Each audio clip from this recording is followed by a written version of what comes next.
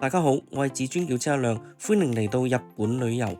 我哋馬上出發，喺3萬尺高空品嘗街牛美食，之後嚟到日本，梗係第一時間去主題樂園玩啦。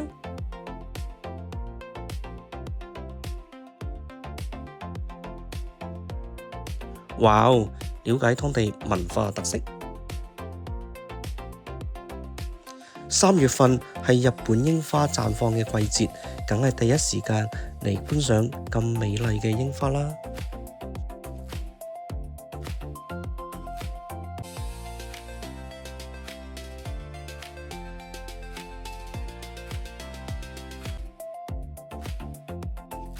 日本水產資源豐富，新鮮美味，價錢又抵，梗係第一時間品嚐啦。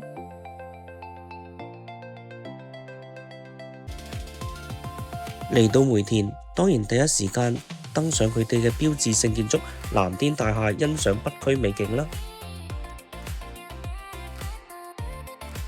睇下我隔離嗰位小姐姐玩得幾開心，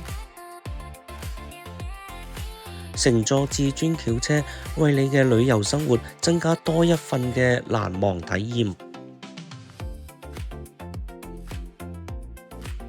仲等乜嘢啊？即刻行動！